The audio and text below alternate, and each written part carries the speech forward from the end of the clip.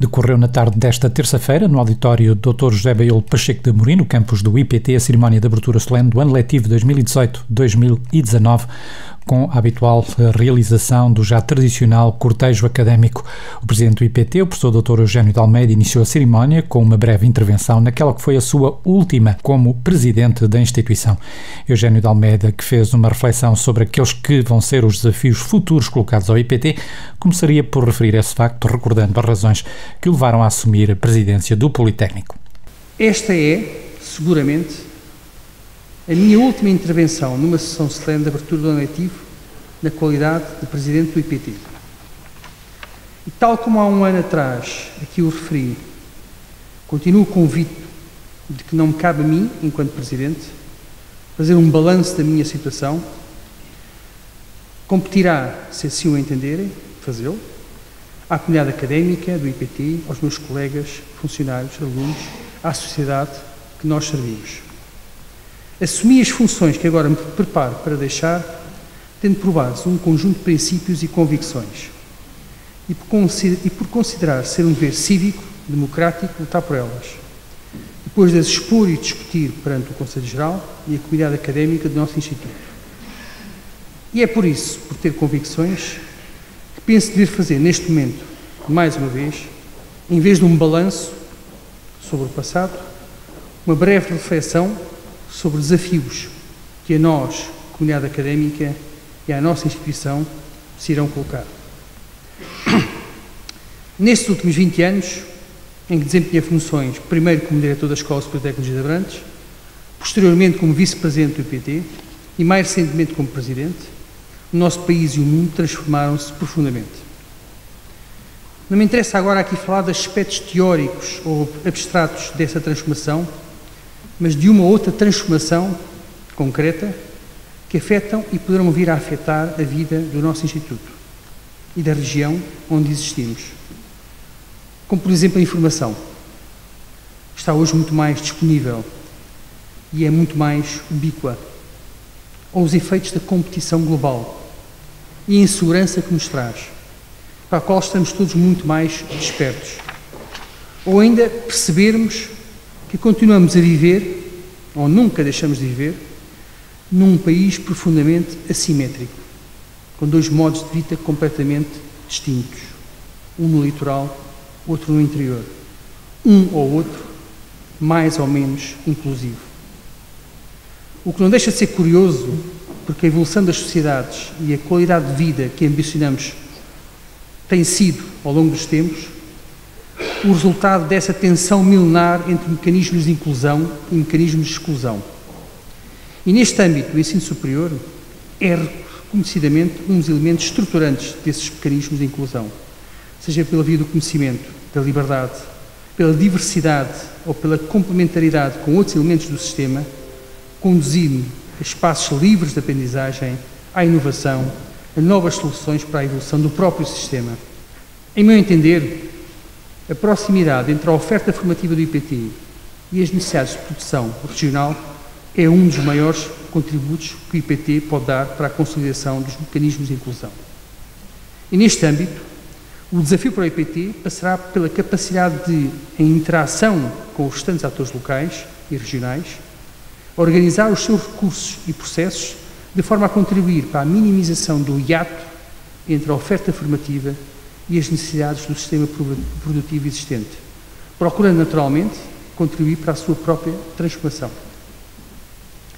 Minhas senhoras e meus senhores, caros colegas, estimados funcionários, estimados alunos, o que necessita de ser feito para contribuir para a melhoria dos indicadores de bem-estar do nosso território e, de uma maneira geral, em territórios de baixa densidade económica, social e institucional, não pode ser feito apenas por uma pessoa ou por uma instituição de forma isolada, ainda que voluntarista.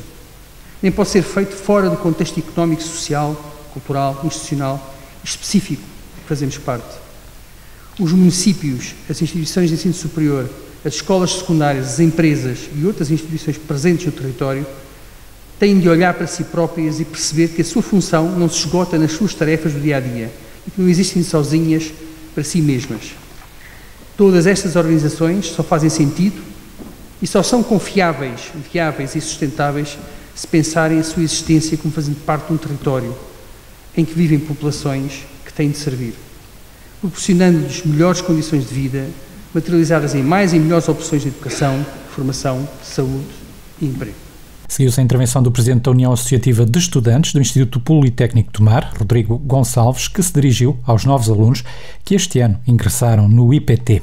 É com enorme gratidão que me encontro aqui presente como representante das Escolas Superior de Tecnologia de Gestão de Tomar e que tenho o privilégio de dar as boas-vindas aos novos estudantes. Gostaria, antes de mais, de congratular aos alunos aceitos este ano letivo, que, à semelhança de todos os outros, procuram no Instituto Politécnico de Tomar a esperança de um futuro risonho. É direcionado a estes alunos que iniciam o meu discurso, pois devo salientar que esta nova jornada da sua vida será repleta de novas experiências, novas amizades e produção de novos sonhos. E o que mais desejo é que não percam o foco dos seus objetivos, pois a vida académica não é caracterizada de facilitismos, mas de esforço e dedicação.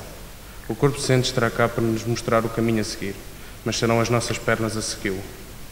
Dito isto, não poderia deixar de dar ênfase ao esforço e dedicação que os diversos organismos do Instituto Politécnico de Tomar têm demonstrado para fortalecer aos alunos um maior leque de oportunidades e enriquecimento aos alunos, que vão desde bolsas de investigação e desenvolvimento a parcerias com organismos públicos e empresas, nomeadamente a Softinsa, que tem vindo a ser uma enorme parceria no desenvolvimento e recrutamento dos alunos do Instituto Politécnico. É por estes e por outros motivos que tenho imenso orgulho de ser aluno do Instituto Politécnico de Tomar, que se diferencia pela qualidade de ensino, espírito crítico, que de uma forma geral promove aos alunos mecanismos necessários ao seu sucesso na vida profissional.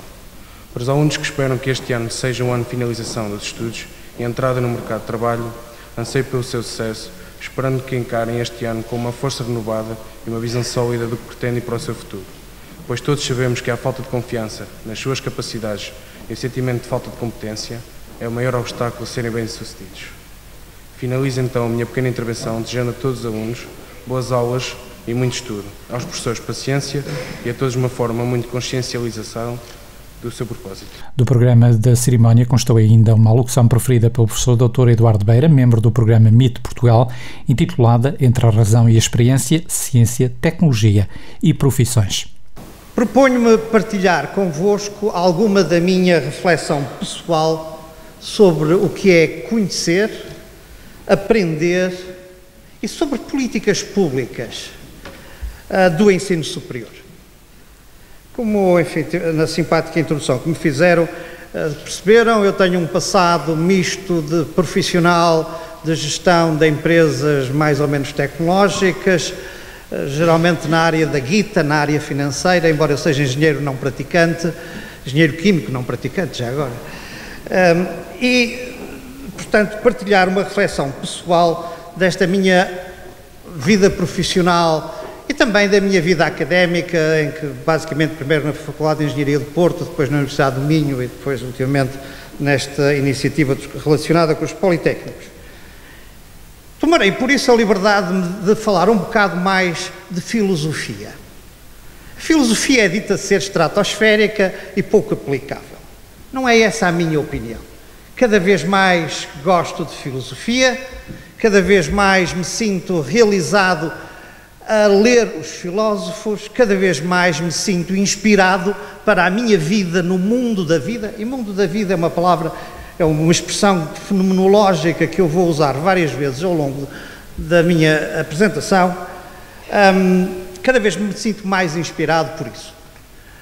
Desde os últimos 10 anos pelo menos, tenho dedicado uma parte importante do meu tempo mais livre ou menos livre, académico, a traduzir filosofia e alguns filósofos, de que obviamente vos falarei hoje um pouco, Michael Polanyi, e mais recentemente um dos filósofos vivos mais significativos sobre filosofia da tecnologia, Andrew Fenberg, um americano que vive no Canadá, aqui é vivo, conhecido pela sua teoria crítica da tecnologia. Seja como for, a minha principal mensagem é que nós no ensino superior, de uma maneira geral, estamos demasiado agarrados à racionalidade, estamos demasiado limitados pela razão, temos pouca abertura à vida. E esta é por si uma agenda de transformação e uma agenda de modificação, de acolhimento e de melhor preparação, se quiserem, dos nossos alunos para o mundo da vida, a vida do dia-a-dia, que não é uma vida de pura racionalidade. E esta é basicamente uma crítica, se quiserem, racional da modernidade, que eu gostaria de aqui partilhar e, ao mesmo tempo, refletir sobre a questão das políticas públicas. Mas primeiro vou à questão das políticas públicas. Tendo passado os últimos 2 ou 3 anos mais envolvido em políticas públicas do que outra coisa qualquer, aprendi a pensar diferente. É diferente pensar o ensino superior quando se está ali, como o professor Sobrinho está na cadeira de secretário de Estado ou na cadeira que estava até há pouco tempo de presidente de um dos mais bem-sucedidos politécnicos portugueses. É uma diferença muito grande. O secretário de Estado da Ciência, Tecnologia e Ensino Superior, professor Dr. João Sobrinho Teixeira, fez depois a intervenção final, intervenção que antecedeu a cerimónia de homenagem aos colaboradores com 25 anos de serviço ao IPT. O secretário de Estado da Ciência, Tecnologia e Ensino Superior começaria por recordar a evolução do ensino politécnico nos últimos anos.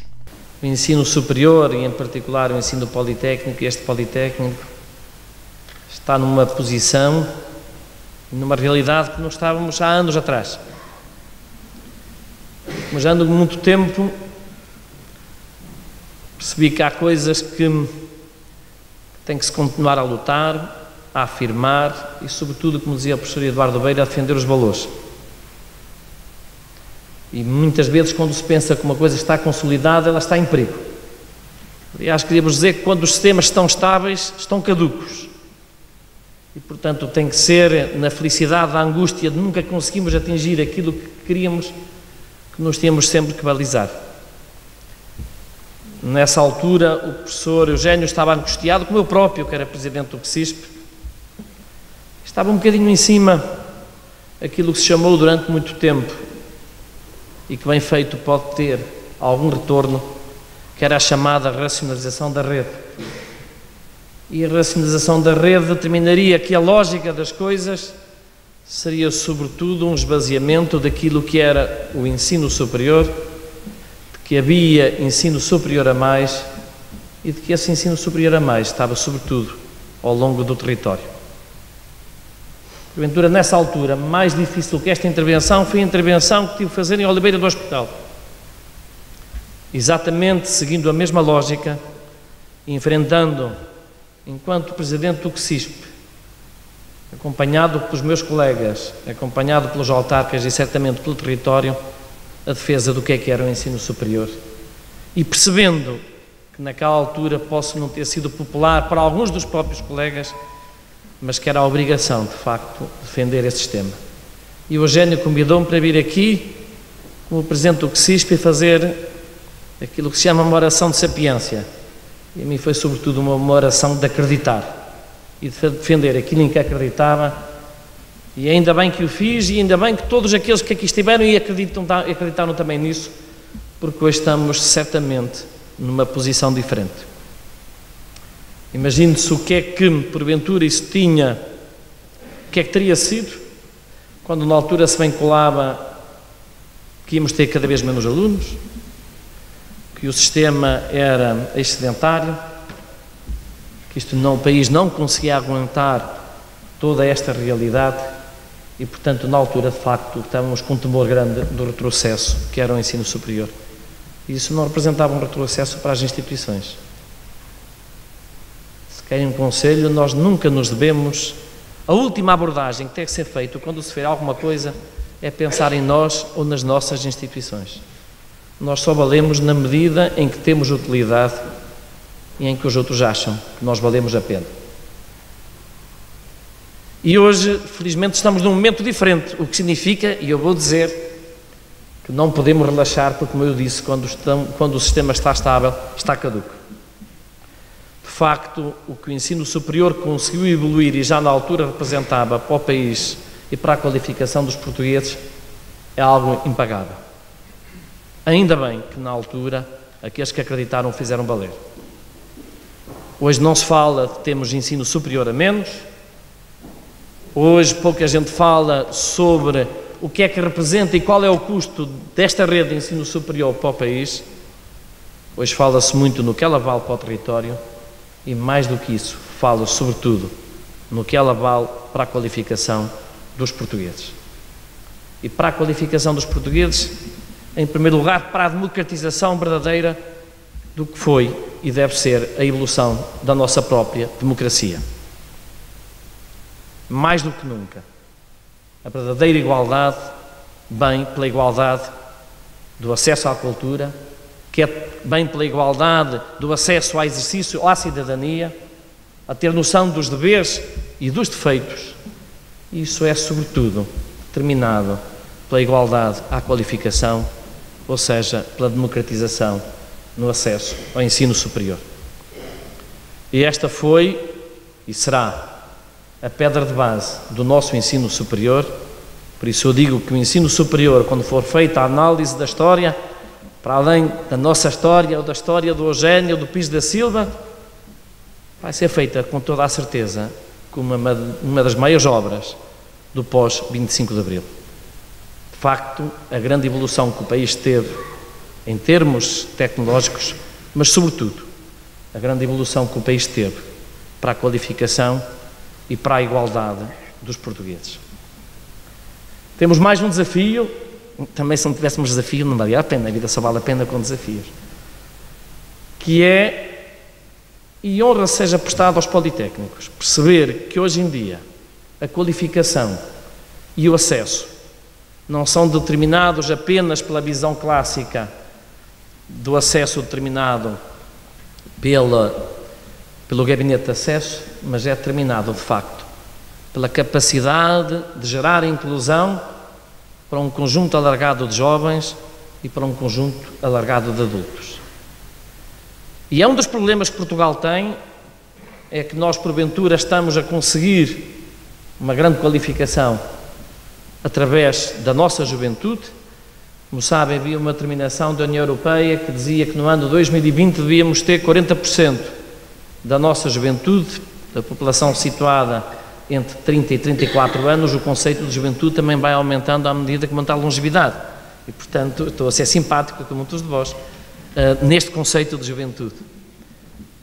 Mas dizia eu que devíamos ter 40% no ano 2020 dessa franja da população com qualificação. Ainda bem que o país já terminou, que no ano 2030, o Governo terminou, que teremos que ter 50%. E todos nós vamos fazer com que isso aconteça e, porventura, se supere. Um dos problemas que este país tem é, infelizmente, ainda termos uma população adulta, uma força de trabalho que é pouco qualificada. E, portanto, quando analisamos aquilo que é a qualificação na franja que vai até aos 64 anos, Portugal ainda aparece, de facto, pouco qualificado.